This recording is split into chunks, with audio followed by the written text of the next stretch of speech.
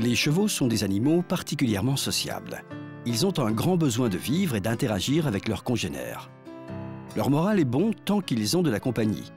Mais il peut se dégrader dès lors que les chevaux se retrouvent isolés dans un box qui ne leur offre pas un contact direct ou un échange visuel avec d'autres chevaux. Car il ne faut jamais oublier que tous les chevaux préfèrent vivre en compagnie plutôt que de rester seuls. Dans toutes les hardes de chevaux, on peut observer des affinités s'établir entre certains sujets, parfois plus fortes que celles qui les unissent au reste du groupe. Ces chevaux forment souvent des couples très unis, sans qu'il s'agisse nécessairement de deux sujets de sexe opposé.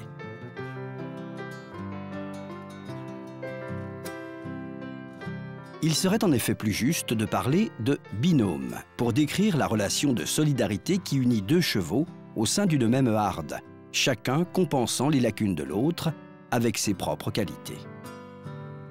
Généralement, ces couples ou ces binômes se forment entre deux sujets du même sexe, notamment lorsqu'ils vivent en écurie.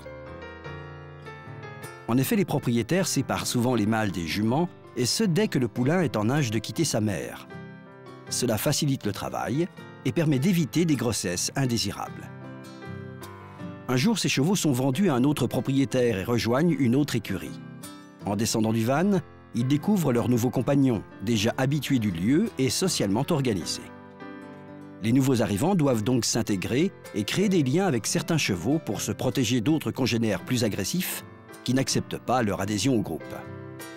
Il peut arriver que deux chevaux qui se connaissent déjà arrivent en même temps dans une nouvelle écurie. Le lien se créera alors tout naturellement. Tu me protèges et je veille sur toi. Ils mangeront ensemble et marcheront côte à côte, se grattant et se nettoyant mutuellement. Si l'un des deux ne se montre pas, l'autre cheval va lancer de nombreux appels pour localiser et retrouver son congénère et rétablir ainsi un équilibre menacé. Un cheval qui n'a jamais eu de rapport avec d'autres chevaux ressentira néanmoins le besoin d'établir un contact et de créer un lien d'amitié, que ce soit avec l'homme qui prend soin de lui, le chien qui l'accompagne, ou bien encore la poule qui finit sa ration de nourriture. Le cheval souffre de la solitude par nature. L'isolement est une source majeure de stress et on peut presque dire que la compagnie de ses congénères est vitale pour lui au même titre que l'eau ou la nourriture. Et pour mieux illustrer notre propos, voici à présent 3 exemples de couples ou de binômes de chevaux. Le premier exemple réunit 2 jeunes pouliches âgées de moins d'1 an, l'une à la robe Moreau, l'autre à la robe baie granitée. Toutes 2 ont été séparées de leur mère, de vieilles juments, peu après leur naissance. Nourries avec du lait artificiel, du foin et des céréales, elles sont restées en contact étroit avec l'homme jusqu'au jour où elles ont appris à se nourrir seules au pré, comme les autres chevaux. Elles ont alors été intégrées à un groupe de chevaux adultes afin que l'on puisse suivre leur croissance sans trop les éloigner. Elles sont désormais inséparables. L'exemple suivant concerne 2 chevaux mâles sur l'encolure desquels un ruban vert a été noué afin de les identifier sans difficulté. L'un est baie foncé, l'autre alezan brûlé, et ils ont le même âge. Ils sont nés au même endroit et leur mère appartenait à la même harde. Ils ont été débourrés et dressés ensemble, avant de devenir l'un et l'autre des chevaux d'école. Ils ont effectué ensemble plusieurs voyages durant lesquels ils ont fait la connaissance d'autres chevaux. On peut donc facilement observer leur comportement. Il est évident que le premier se laisse guider par le second, qui prend toutes les décisions. Le troisième couple, avec cette fois-ci des rubans noirs, est composé de 2 juments âgées de 3 ans. Elles n'ont pas été dressées dans la même écurie et n'appartenaient pas non plus au groupe de chevaux dont elles font désormais partie. Elles ont donc dû s'intégrer, mais sont devenues elles aussi inséparables. La sociabilité est donc un caractère commun à tous les chevaux, dont le besoin d'échange et de compagnie est indispensable à leur bon équilibre. Cela se traduit dans la plupart des cas par des relations d'amitié authentiques et désintéressées. Et sur ce point précis, entre autres, les hommes ont beaucoup à apprendre des chevaux.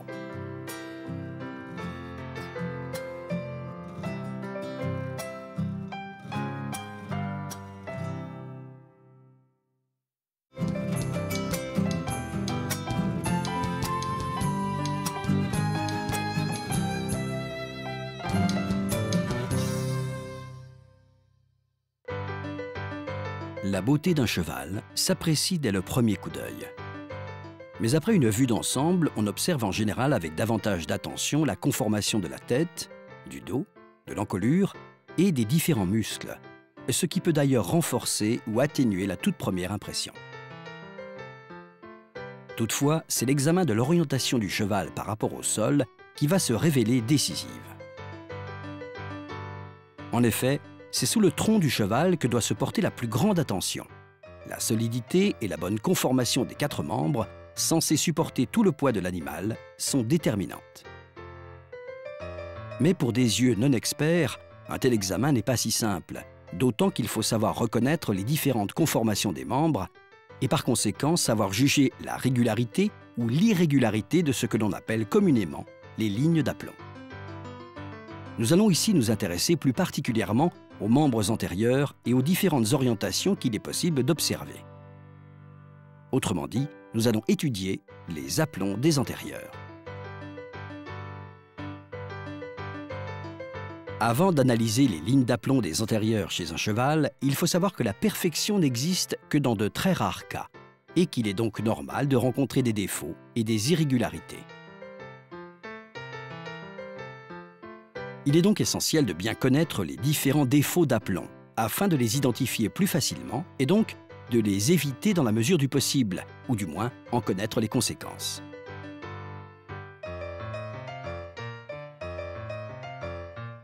Il faut savoir avant tout que les aplombs sont examinés de 2 manières, de pied ferme, le cheval étant immobile, et en mouvement. On appelle lignes d'aplomb les axes qui donnent la direction des membres lorsque le cheval est à l'arrêt. On peut également observer d'autres défauts d'aplomb qui se manifestent lorsque le cheval est en mouvement. Enfin, les aplombs sont naturellement examinés de face, mais également de profil et de derrière, certains défauts ne se manifestant que sous un angle bien précis. Certaines personnes cherchent à rectifier les aplombs défectueux de leurs chevaux, en particulier dans le cas d'une vente ou bien encore d'une présentation face à un jury. Mais il faut savoir qu'à trop vouloir rectifier les aplombs d'un cheval adulte, on expose ce dernier à de sérieux ennuis, notamment articulaires. Quoi qu'il en soit, il est très difficile, pour ne pas dire impossible, de dissimuler des aplombs défectueux. Vus de face, les aplombs des antérieurs sont dits réguliers lorsque les lignes d'aplomb, c'est-à-dire les axes qui donnent la direction des membres, sont verticales et parallèles, et donc parfaitement perpendiculaires au sol, et ce, depuis la pointe de l'épaule jusqu'à la pince du sabot, en passant par le centre des genoux.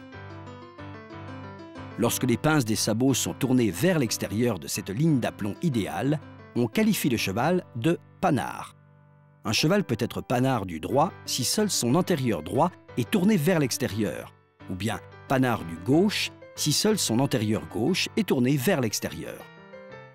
Cependant, ce défaut d'aplomb touche généralement les 2 pieds. Lorsqu'un cheval est panard, ses genoux tendent également à être rapprochés l'un de l'autre.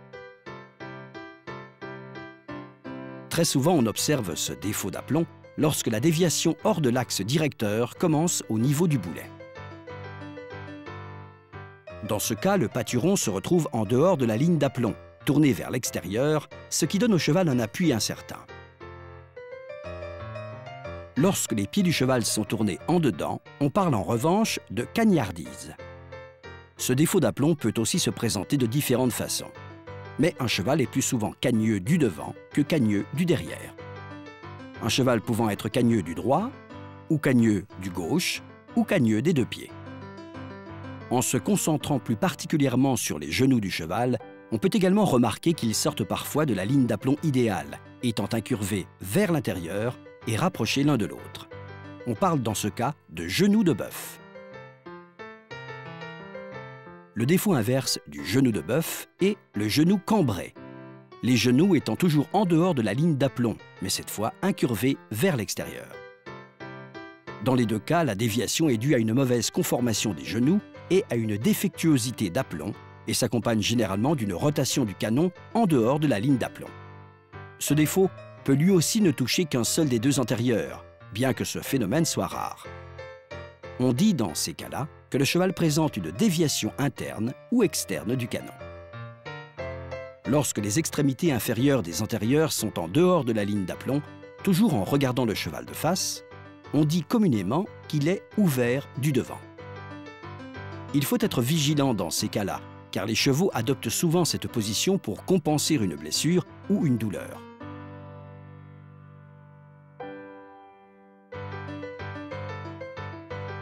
En observant cette fois les antérieurs de profil, la ligne d'aplomb idéale doit être verticale, le membre étant symétrique et perpendiculaire au sol.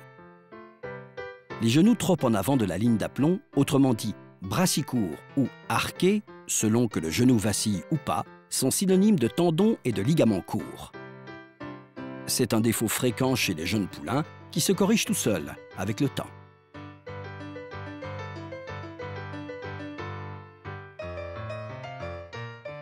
Il faut éviter d'exposer les sujets adultes présentant ce défaut à des efforts trop intenses et à des mouvements extrêmes. En effet, un tel défaut fragilise les tendons et prédispose les chevaux au claquage et aux tendinites, augmentant également le risque de chute.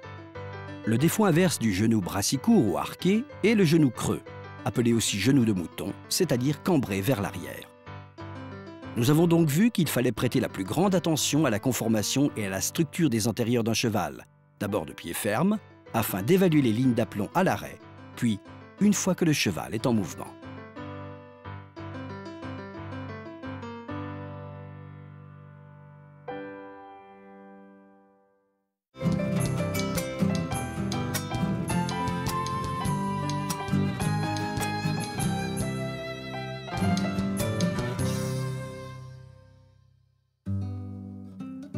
Tous les amoureux de la nature éprouvent généralement le désir de transmettre cette passion à leurs enfants pour pouvoir ensuite mieux la partager avec eux. Lorsque la passion pour le cheval se manifeste, parfois sans raison apparente, elle fait naître chez l'enfant un sentiment qu'il est presque difficile de traduire par des mots. Mais si un enfant qui débute l'équitation se retrouve confronté à un piètre moniteur ou instructeur qui, de surcroît, lui fait monter un cheval qui ne lui est pas adapté, cela risque fort de poser quelques petits problèmes. Cela peut par exemple pousser l'enfant à arrêter prématurément l'équitation, avant de lui faire regretter ce choix quelques années plus tard. Choisir le bon cheval, autrement dit celui qui lui convient parfaitement, peut aider l'enfant à croire davantage en lui et à se forger un caractère plus assuré, ce qui ne peut lui être que bénéfique à l'avenir. Pour une première expérience en selle avec des enfants âgés de 2 à 12 ou 13 ans, il est conseillé de choisir des poneys. En selle, les enfants doivent avant tout s'amuser et monter doit devenir un jeu pour eux. Il ne faut jamais, par exemple, que cela se transforme en une discipline trop sévère, avec des règles qui leur indiquent ce qu'ils doivent ou ne doivent pas faire. Un enfant de cet âge n'a naturellement pas les jambes assez longues, ni la force nécessaire pour stimuler un cheval de manière franche et assurée. Le moindre mouvement brusque, la moindre frayeur inattendue peuvent provoquer une chute. Si cela arrive avec un poney, l'enfant, après quelques chaudes larmes, accepte généralement de remonter en selle. En revanche, si cela survient avec un cheval, l'enfant risque fort d'opposer un refus catégorique, sans compter que les blessures peuvent s'avérer également plus graves. Nous pensons ici que les compétitions d'équitation pour enfants ne sont pas forcément formatrices. L'enfant doit être motivé par la seule volonté de s'améliorer de jour en jour, et non pas par celle de battre à tout prix ses petits camarades. Les épreuves de saut avec temps accordé dérogent cependant à la règle, car ce n'est pas le jeune cavalier qui franchit le plus d'obstacles qui est désigné vainqueur, mais plutôt celui qui dirige et maîtrise le mieux sa monture. Les disciplines les plus indiquées pour les enfants sont les Pony Games, des jeux d'équipe qui permettent d'acquérir de l'aisance en selle. Ces jeux permettent de développer l'adresse, l'équilibre ou encore la rapidité des jeunes cavaliers sans faire primer la performance sportive. Il est essentiel en outre que les enfants apprennent à s'occuper de leur monture et à la respecter. Puis les enfants grandissent pour atteindre un beau jour la puberté, qui marque traditionnellement le passage de l'enfance à l'adolescence. C'est à cet âge-là que les enfants peuvent changer de monture et choisir un cheval plus grand.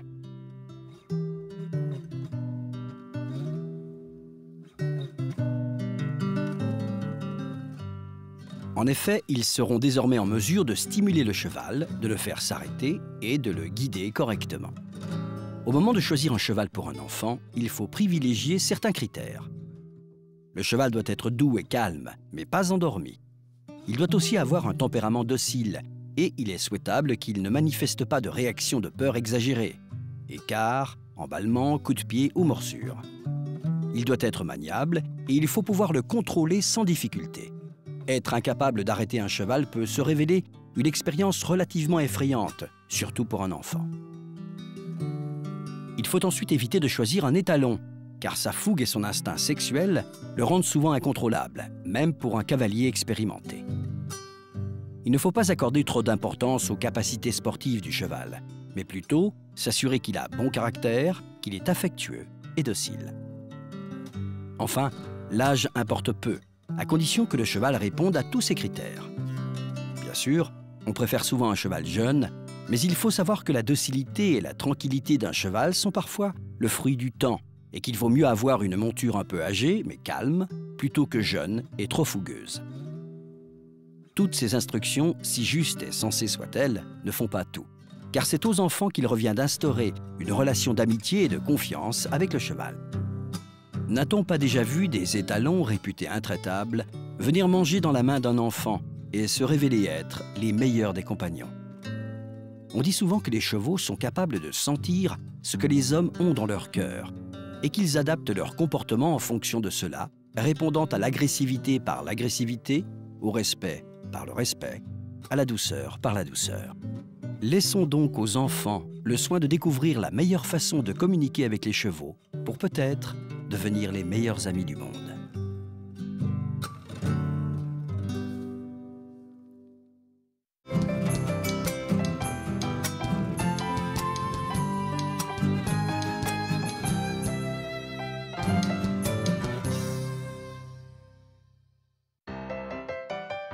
La chasse à courre fictive, ou chasse au leurre, est une épreuve de cross-country complète, avec des obstacles naturels où les cavaliers doivent concilier vitesse et maîtrise de leur monture. Elle s'inspire naturellement de la chasse à courre traditionnelle, technique de chasse ancestrale, consistant à prendre un gibier, le plus souvent un renard, avec une meute de chiens. Cela durait parfois des journées entières. Si la chasse à courre existe encore aujourd'hui, elle tend à se raréfier, étant même interdite dans certains pays. Il existe désormais une alternative, la chasse à courre fictive, une épreuve dont le premier prix reste une queue de renard. L'épreuve se situe toujours dans un environnement naturel, qu'il s'agisse de forêts de bord de mer ou encore de plaines traversées par des cours d'eau. Les cavaliers poursuivent à travers un parcours donné une proie fictive. Il s'agit le plus souvent du vainqueur de l'édition précédente qui porte une queue de renard attachée à son casque. L'épreuve débute par une course suivant un tracé précis, avec des franchissements d'obstacles obligatoires pour tous les binômes. Les concurrents sont ensuite tous réunis au même endroit et la poursuite à proprement parler peut alors débuter. C'est le comité hippique en charge de l'épreuve qui détermine le parcours. Il doit également désigner des directeurs de course, communément appelés maîtres d'équipage ou meneurs. Ces derniers sont nommés après évaluation de leur qualité intrinsèque de cavalier, de leur parcours professionnel et de leur esprit d'équipe. Les meneurs se placent en tête du groupe. En effet, c'est eux qui organisent la poursuite. Ils doivent donc ouvrir la voie aux concurrents. À cet effet, les meneurs sont épaulés par des juges de piste et des membres du jury.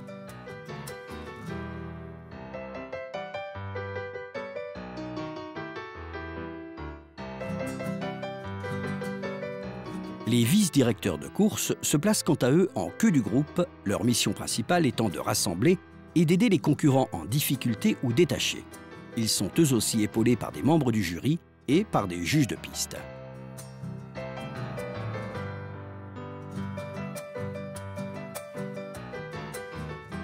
Les vice-directeurs de course doivent obligatoirement informer les meneurs des différentes situations ainsi que des éventuels manquements au règlement de certains concurrents.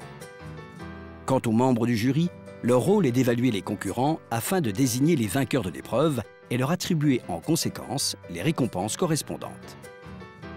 Les juges de piste disposent d'une grande autonomie de déplacement et doivent informer les meneurs et les vice-directeurs de toute anomalie dans le déroulement de l'épreuve. Ces informations sont ensuite transmises au jury qui en tiendra compte dans l'évaluation des concurrents et dans l'établissement d'un classement final. Le concurrent qui fait office de proie fictive doit être vêtu de noir et arborer à l'arrière de son casque une queue de renard bien visible. La proie fictive doit bien sûr effectuer l'ensemble du parcours, franchissant tous les obstacles qui jalonnent la piste. Elle peut aussi être éliminée si elle vient à enfreindre le règlement. Les cavaliers qui prennent part à l'épreuve doivent tous, sans exception, revêtir une tenue d'équitation appropriée et porter un casque ou une bombe, ainsi que le numéro qui leur a été attribué au début de l'épreuve.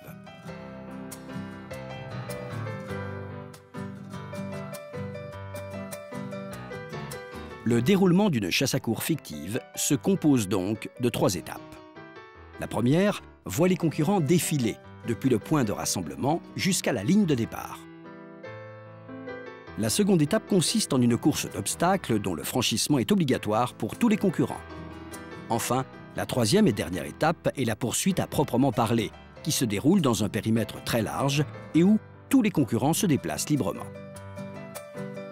Une fois le départ donné, la proie fictive doit suivre le parcours indiqué en franchissant les obstacles pour ensuite prendre la direction qui lui semble la plus opportune. De la même manière, les concurrents ne peuvent pas sortir des limites du premier parcours indiqué, autrement dit, prendre des raccourcis, sous peine d'être sanctionnés, voire disqualifiés. La poursuite dure 4 minutes et elle est chronométrée par les juges de piste. Le concurrent qui parvient à rattraper la proie fictive et à récupérer la queue de renard est déclaré vainqueur. Cependant, si personne ne parvient à rattraper la proie fictive avant la ligne d'arrivée, c'est cette dernière qui remporte de nouveau l'épreuve. Au départ de la poursuite, la distance qui sépare la proie fictive des autres concurrents est de 50 mètres. Pour chaque chasse à courre fictive, plusieurs récompenses sont prévues, remises par la commission d'organisation. Cependant, le trophée le plus prestigieux demeure la fameuse queue de renard, pour laquelle les binômes s'entraînent sans relâche pendant des heures et des heures. À la fin de cette épreuve sportive, héritière d'une longue tradition de chasse, tout le monde se réunit et échange ses expériences autour d'un dénominateur commun et d'une passion partagée, le cheval.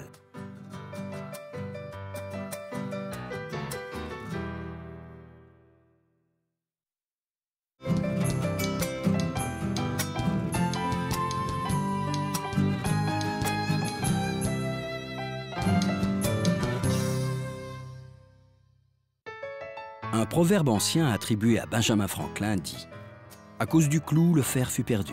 À cause du fer, le cheval fut perdu. À cause du cheval, le cavalier fut perdu. À cause du cavalier, la bataille fut perdue. À cause de la bataille, la guerre fut perdue. À cause de la guerre, la liberté fut perdue. Tout cela pour un simple clou. » Naturellement, la perte d'un fer à cheval n'aurait aujourd'hui plus de telles conséquences. Il n'en demeure pas moins qu'un cheval qui se défère peut mettre son cavalier dans l'embarras et compromettre une agréable promenade, par exemple, voire la participation à un concours ou bien encore l'exécution d'une figure donnée. Par ailleurs, si le cheval perd un fer à vive allure ou bien sur un terrain dur et accidenté, cela peut mettre sérieusement en péril l'intégrité physique de son pied, provoquant des meurtrissures ou des contusions de la sole du sabot, appelées communément des blêmes. Dans ces cas-là, il est souvent très difficile de ferrer à nouveau le pied du cheval, surtout si on ne le protège pas immédiatement avec un équipement adapté. La plupart du temps, les chevaux se déferrent des antérieurs, car ils ont tendance à forger, autrement dit, à heurter le talon du pied antérieur avec la pince du postérieur correspondant. Plusieurs facteurs peuvent entraîner la perte d'un fer, appelé aussi déferrage. L'activité ou la discipline pratiquée, la conformation du pied du cheval, le délai entre deux ferrages, un éventuel défaut d'aplomb, sans oublier naturellement le niveau du cavalier. Le saut d'obstacle, les courses de vitesse, mais également le reining avec la fameuse figure du sliding stop, l'arrêt glissé, sont les 3 disciplines dans lesquelles le déferrage est le plus fréquent. Un cheval court et de grande taille a généralement plus tendance à forger qu'un cheval long et de petite taille. Un cheval trop jeune ou pas assez entraîné peut quant à lui manquer d'expérience et de coordination dans ses mouvements et par conséquent avoir également tendance à forger. La perte d'un fer intervient aussi lorsque le cheval a été récemment ferré ou au contraire lorsque le ferrage est déjà trop ancien. Dans le premier cas, le fer présente une garniture, c'est-à-dire une partie qui dépasse légèrement du bord du pied du cheval. Prévue pour recevoir le lent élargissement du pied dû à la croissance de la corne entre 2 ferrages, elle offre plus de confort au cheval. Mais cette garniture qui dépasse du bord du pied, notamment au niveau des quartiers et du talon, constitue l'un des dilemmes inhérents à la maréchalerie. Trop étroite et trop serrée, elle peut menacer l'intégrité physique du pied. Trop large, elle augmente le risque de déferrage. Les chevaux de course portent des fers spéciaux légers en aluminium, appelés fers de course. Le délai entre 2 ferrages doit être assez court. Les chevaux de selle sont, eux, ferrés avec des fers plus confortables, dotés d'une couverture importante, autrement dit, des branches assez larges. Le délai entre 2 ferrages peut être plus long. Avec des chevaux qui se déferrent en permanence, par exemple les grands spécialistes du sliding stop en reining, il existe plusieurs solutions. Par exemple, la pose de cloche protectrice ou encore l'usage de fer tronqué en pince pour les postérieurs, leur évitant ainsi de heurter l'éponge du fer des antérieurs correspondants. Si la muraille du sabot est trop longue, les conséquences peuvent être plus graves. En effet, lorsque le pied est déferré, on peut voir apparaître très rapidement sur le sabot des sèmes, c'est-à-dire des fentes et des fissures verticales accidentelles. En revanche, la perte d'un fer exposera moins la muraille à ce genre de lésion si le sabot est assez court, équilibré et que le ferrage est relativement récent. L'essentiel est que la longueur de la lame des clous soit bien adaptée à la taille du pied.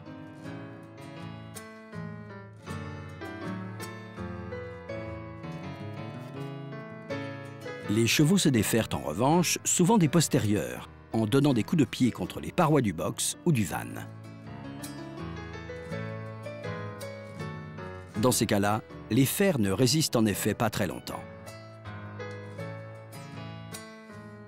Les conséquences de ce comportement peuvent certes endommager les fers, mais elles peuvent surtout être très graves pour la santé du cheval, en exposant les postérieurs à de sérieuses lésions. Avec des chevaux qui ont plutôt tendance à se déferrer des postérieurs, il est préférable d'éviter d'utiliser des fers avec des pinçons trop pointus et acérés. Si les pinçons renforcent la solidité et l'attache du fer, ils n'en représentent pas moins un danger pour le cheval lorsqu'ils sont trop effilés, car ils peuvent provoquer des lésions au niveau de la sole, voire de l'os du pied, en particulier lorsque le fer, mal fixé, commence à tourner. Quant au cavalier, il est lui aussi en mesure de prévenir ou d'anticiper les déferrages accidentels de son cheval. La première chose à faire est de contrôler régulièrement et attentivement l'état des fers de sa monture. Il ne faut jamais laisser passer trop de temps entre 2 ferrages, et si des clous se détachent ou se rompent, il faut immédiatement solliciter le maréchal ferrant. Il est conseillé aussi d'utiliser des protèges glaumes qui permettent de recouvrir les talons des pieds du cheval lorsque ce dernier se défère suite à un accès de fougue ou de joie, profitant par exemple de la liberté du paddock. Il est recommandé ensuite de modérer les allures de promenade ou de travail lorsque le terrain est très souple, voire boueux. Mais le meilleur moyen de lutter contre la perte des fers reste quand même de pratiquer un contrôle régulier de la ferrure de son cheval et de rendre souvent visite au maréchal ferrant. Les fers n'en seront que plus solides, offrant plus de confort au cheval et donc au cavalier.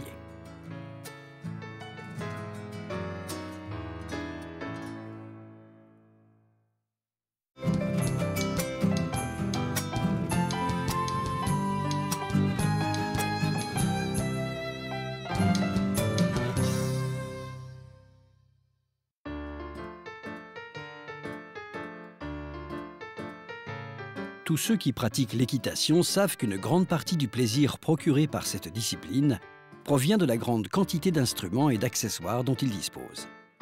Avant toute chose, l'équitation offre un contact privilégié avec la nature. Comprendre l'instinct, les peurs et les joies de son propre cheval permet de mieux le connaître et par conséquent d'exploiter au mieux ses qualités et ses capacités. Une fois en selle, on se concentre en général exclusivement sur sa monture, mais il existe également un avant et un après, fait de rencontres et d'échanges avec les amis, les connaissances, les professionnels ou les employés de l'écurie, le tout dans une ambiance détendue et sympathique qui permet au cavalier de décompresser.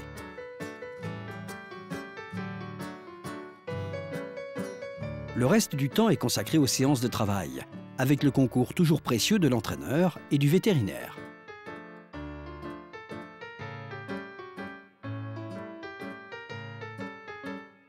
Cela nous amène à aborder une composante incontournable de l'équitation, à savoir le transport des chevaux. Naturellement, les installations sont différentes selon les endroits où nous nous trouvons, plus ou moins adaptées aux remorques, aux vannes ou aux camions dans lesquels nous transportons nos chevaux. Les remorques assez basses sont relativement commodes car elles permettent de faire descendre et monter les chevaux sans trop de risques.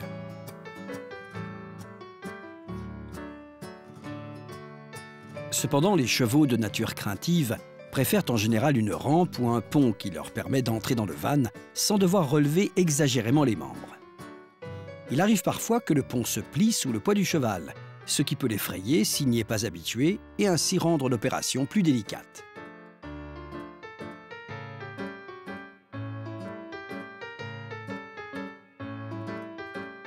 Il est recommandé d'appuyer le pont du van ou du trailer sur une surface surélevée, en dur ou en terre, de manière à renforcer sa résistance tout en atténuant la résonance des sabots, ce qui ne pourra que rassurer les chevaux méfiants, aussi bien lors de la descente que de la montée.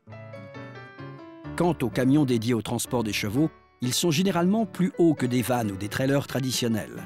En effet, ces véhicules sont plus grands et plus lourds. Par conséquent, les roues sont plus grandes et plus hautes. Plus le pont est court, plus son inclinaison est importante, ce qui rend la montée plus difficile. Voilà pourquoi il est préférable d'avoir recours à des ponts assez longs, avec une inclinaison plus légère, afin de faciliter les manœuvres de montée et de descente. L'idéal dans ces cas-là est de disposer d'un quai ou d'un ponton spécialement conçu pour l'embarquement et le débarquement des chevaux, dont la hauteur correspond peu ou prou à celle de la plupart des camions. Il n'y a alors plus qu'à baisser légèrement le pont pour l'appuyer sur le quai, la descente et la montée se faisant en toute sécurité. En revanche, lorsqu'on utilise des camions traditionnellement dévolus au transport du bétail, les portes d'entrée sont bien souvent plus hautes que sur les camions réservés exclusivement au transport des chevaux. Les longs voyages nécessitent quant à eux l'usage de grandes roues. Plus les camions sont longs, c'est souvent le cas pour de grands voyages, plus le châssis est élevé, en raison de la structure renforcée qui permet au véhicule de mieux supporter aussi bien le poids des chevaux que les imperfections de la route. C'est pourquoi les portes arrière semblent toujours un peu plus hautes.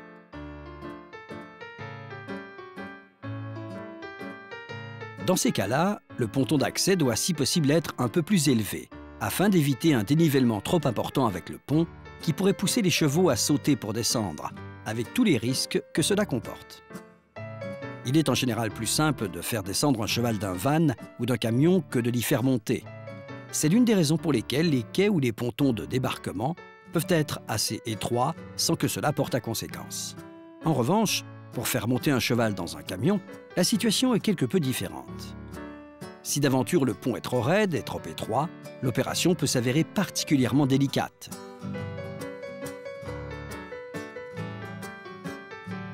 Il est donc vivement conseillé de travailler avec des ponts sécurisés équipés de ridelles sur les côtés pour empêcher le cheval de sauter. Le plancher du pont ainsi que des quais ou des pontons d'embarquement doit lui être doté de traverses de bois, un peu à la manière d'une échelle, ce qui facilite la montée comme la descente et permet surtout aux chevaux de ne pas glisser les jours de pluie.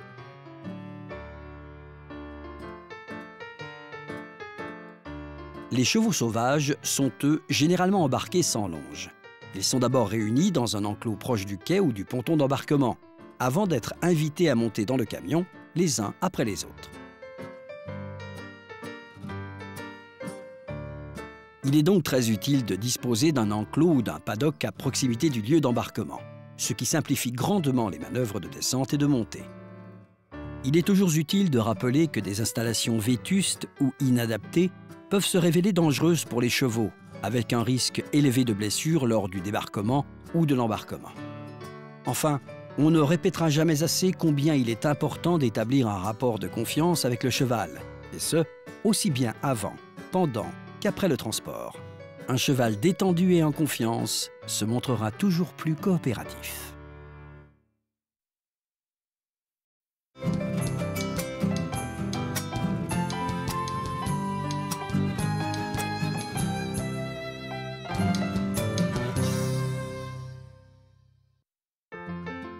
Pour enseigner au cheval à s'arrêter correctement, il faut travailler un exercice en particulier, l'arrêt et le reculé. Lorsqu'un cheval s'arrête correctement, il remonte son encolure et sa tête, puis il abaisse sa croupe de manière à engager ses postérieurs sous lui. Il place ainsi ses pieds d'aplomb sous sa masse et amortit donc le mouvement. Ce processus lui permet de s'immobiliser. Il sollicite également les muscles de son dos, ce qui va avoir pour effet de protéger sa colonne vertébrale.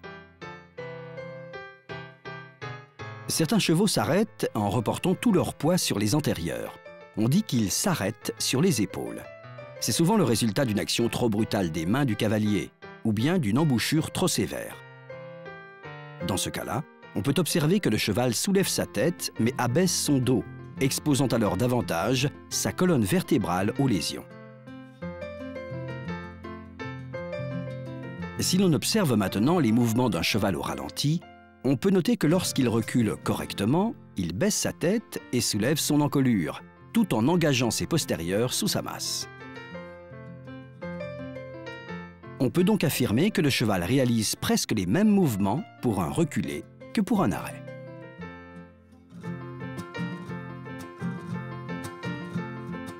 Quiconque connaît un tant soit peu les chevaux et leur façon d'assimiler les enseignements de l'homme sait qu'ils ont toujours tendance à s'éloigner de ce qui les incommode et les oppresse.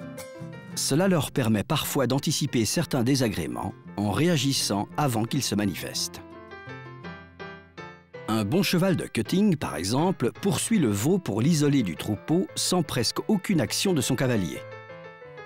Au cours de son dressage, il a en effet appris à se préserver de l'action contraignante du mors ou des éperons. Si l'on arrive à faire en sorte que le cheval associe le mouvement de l'arrêt à celui du reculé, on lui donne la possibilité de se placer tout de suite dans la bonne position pour pouvoir reculer correctement. On a vu que les deux mouvements étaient pratiquement identiques. Naturellement, un tel objectif demande beaucoup d'entraînement. Cela va permettre au cheval de se préparer correctement à cet exercice, aussi bien physiquement que psychologiquement. Les muscles et les ligaments du dos doivent en effet s'allonger progressivement pour permettre à la croupe de s'abaisser. Avec un cheval qu'on ne connaît pas, il est conseillé dans un premier temps de répéter cette séquence de mouvements aux rênes longues jusqu'à obtenir une exécution correcte.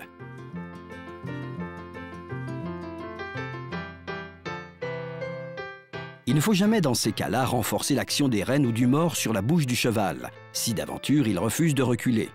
Il vaut mieux en effet lui faire tourner la tête d'un côté pour l'obliger à reculer et déplacer son arrière-main du côté opposé.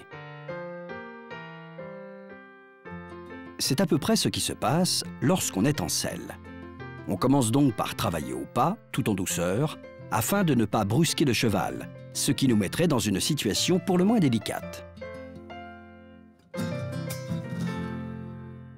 Si le cheval refuse de s'arrêter, il est conseillé de lui faire tourner la tête vers l'extérieur, en utilisant la palissade du manège ou la barrière de l'enclos comme protection.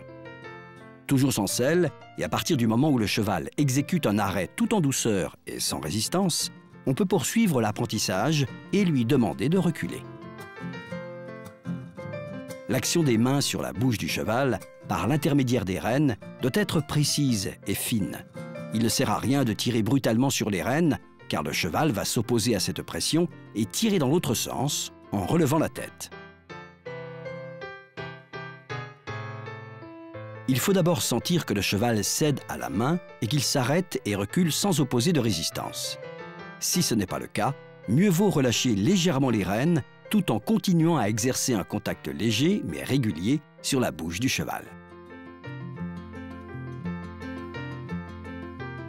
Un reculé bien exécuté doit avant tout être droit et non pas en demi-cercle. Au début, cependant, c'est surtout l'intention du cheval qui compte, plus que la régularité du mouvement à proprement parler.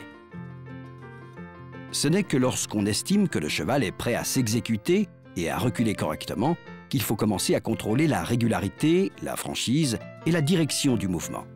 Pour cela, il faut observer de quel côté le cheval se tourne pour pouvoir, à l'aide des rênes et de la jambe du même côté, le pousser à se remettre en ligne. Une fois qu'il fléchit la tête, l'arrière-main se remet en position.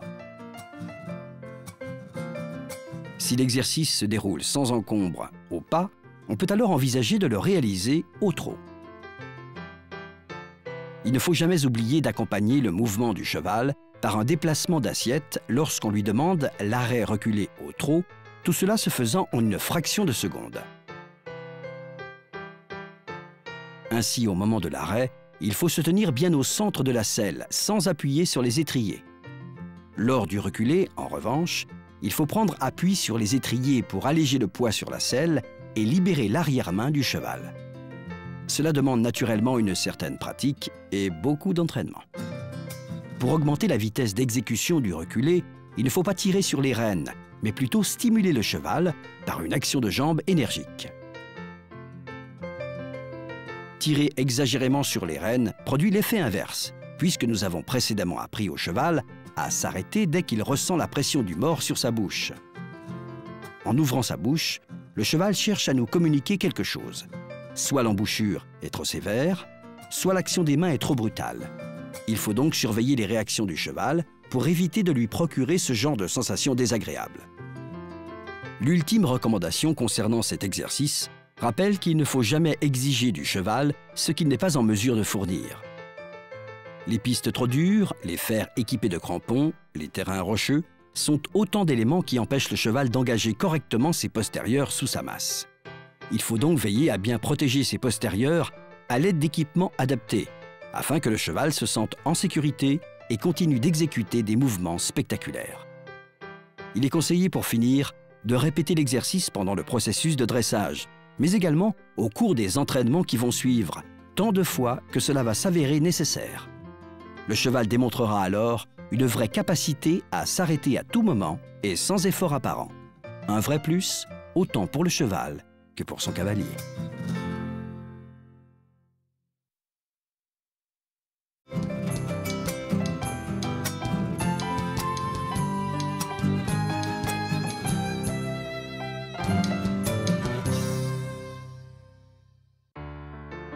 Il existe aujourd'hui un véritable circuit professionnel de polo dans le monde entier.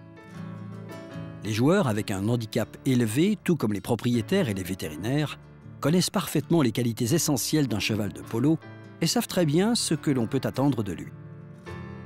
Mais ce n'est pas le cas des joueurs avec un handicap moyen, encore moins de tous ceux qui souhaitent découvrir cette discipline. Un vrai cheval de polo, appelé aussi poney de polo, n'est pas tout à fait un cheval comme les autres. Notre objectif est donc ici de présenter ses spécificités ainsi que les critères à privilégier lors d'un éventuel achat. Il faut d'abord savoir que le polo est une discipline exigeante qui occasionne chez les chevaux des blessures très fréquentes en raison de la rapidité du jeu, de la soudaineté des démarrages, des demi-tours et des arrêts. Si un cheval vient à se blesser sérieusement au point de ne plus pouvoir rejouer, l'investissement qu'il a représenté pour son propriétaire au moment de l'acquisition est perdu. On utilise donc plutôt des juments car elles présentent l'avantage de pouvoir se reconvertir en poulinières après leur carrière, permettant ainsi de compenser les éventuelles pertes dues à de graves blessures. Les périodes d'ovulation sont douloureuses pour les juments et peuvent donc avoir une incidence sur leur rendement. On peut ainsi décider de bloquer leur chaleur, au moins pendant la saison régulière des matchs de polo, ou bien choisir d'utiliser d'autres chevaux pour cette même période, de manière à laisser les juments au repos. On comprend alors mieux pourquoi un joueur de polo prépare sa saison avec un nombre de juments bien supérieur à celui dont il aura réellement besoin pour un match.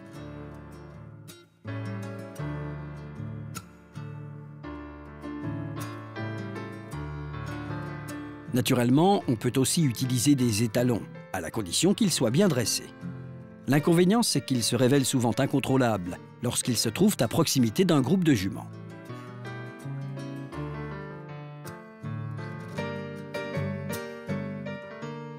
D'une manière générale, on évite d'avoir recours à des étalons, tant le risque de blessure est élevé. Ils peuvent en effet se faire mal en courant les juments, ces dernières étant même susceptibles de leur asséner des coups de pied lorsqu'elles ne sont pas en chaleur. Le cheval hongre ou cheval castré n'est lui pratiquement jamais utilisé pour le polo. Même si des chevaux hongres se révèlent être d'excellentes montures, il est hélas impossible de les faire se reproduire. En outre, l'absence de testostérone les prive de la fougue et de la vivacité indispensables aux meilleurs chevaux de polo. Si l'aspect esthétique et la juste conformation des chevaux de polo représentent deux critères absolument déterminants, des qualités de docilité et de maniabilité n'en sont pas moins indispensables.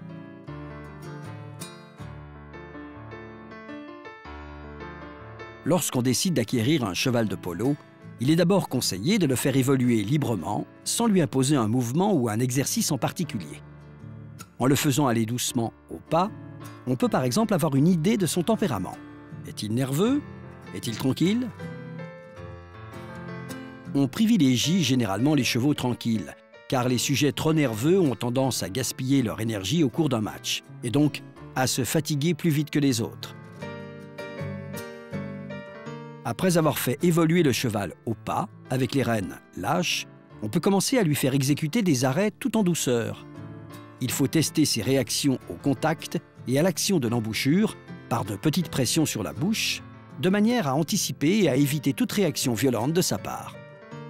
Lorsqu'on sent que le cheval commence à ralentir et à s'immobiliser tout en douceur, il faut lui demander progressivement de changer d'allure, de monter au trot, puis au galop. Cela va permettre de voir comment il se comporte dans les voltes et les demi-tours. Si le cheval a des difficultés à tourner au pas ou au trot, il en sera de même une fois lancé au galop, peut-être pire encore. Le cheval doit pouvoir tourner aussi rapidement des deux côtés. Cependant, s'il fallait privilégier un côté, ce serait le côté droit, car les joueurs de polo sont tenus de tenir leur maillet de la main droite. Il faut également apprendre au cheval à garder la tête en position basse, surtout quand il est lancé au galop, de manière à laisser aux joueurs une bonne visibilité du jeu, mais aussi et surtout de la balle. Le polo est une discipline très exigeante qui ne laisse pratiquement aucun répit au cheval, ni aux joueurs d'ailleurs. La balle va d'un côté à l'autre du terrain. Le cheval doit donc être capable d'effectuer des changements de direction très rapides et très brusques. Pour réaliser correctement ces changements de direction, très soudains, puis repartir au galop dans le sens opposé, le cheval doit être bien équilibré et présenter des aplombs parfaitement réguliers. Il est par exemple absolument fondamental que le cheval soit capable de tourner et de changer de pied à très grande vitesse, en ne bougeant que son corps et ses membres. Après l'avoir exercé aux grandes voltes, on peut ensuite le faire travailler sur des cercles plus petits pour évaluer l'impulsion de ses postérieurs et leur attitude dans un espace relativement réduit. Un bon cheval ou poney de polo doit savoir s'arrêter sur les jarrets, puis repartir au galop, presque sans transition. Pour juger les aptitudes d'un cheval à s'arrêter, il suffit de lui faire travailler le reculé. S'il recule sans difficulté, il est probable qu'il en sera de même pour l'arrêt, même lancé au galop. Il faut se méfier des chevaux qui s'arrêtent correctement une fois sur deux, surtout s'ils éprouvent des difficultés à reculer. Les chevaux qui reculent de travers ont généralement leur colonne vertébrale infléchie d'un côté. Ils sont donc déséquilibrés. Par conséquent, ils tourneront également mieux d'un côté que de l'autre. Pour finir, n'oublions jamais que le polo se joue avec un maillet et qu'il est parfois difficile pour un cheval de s'habituer au mouvement et au bruit de ce long manche de bois à proximité de sa tête. Avant un éventuel achat, il est donc conseillé de tester les réactions du cheval face au maniement du maillet. Le standard du poney de polo a été défini par l'Association argentine des éleveurs de chevaux de polo. Il s'agit donc d'un modèle plutôt léger et petit, docile et rapide, avec des lignes harmonieuses. mais aussi et surtout une arrière-main puissante. Des aplombs défectueux sont rédhibitoires pour les chevaux se destinant au polo. Il faut donc prêter une grande attention aux éventuelles irrégularités des lignes d'aplomb, même les plus légères, car elles peuvent être à l'origine de chutes, notamment lorsque le cheval est lancé au galop. Sur le terrain, c'est au joueur de polo qu'il revient de guider et de faire briller son cheval. Les hommes sont par leur adresse les maîtres du jeu de polo. Mais par cette vitesse stupéfiante qu'ils lui donnent, les chevaux en sont les souverains.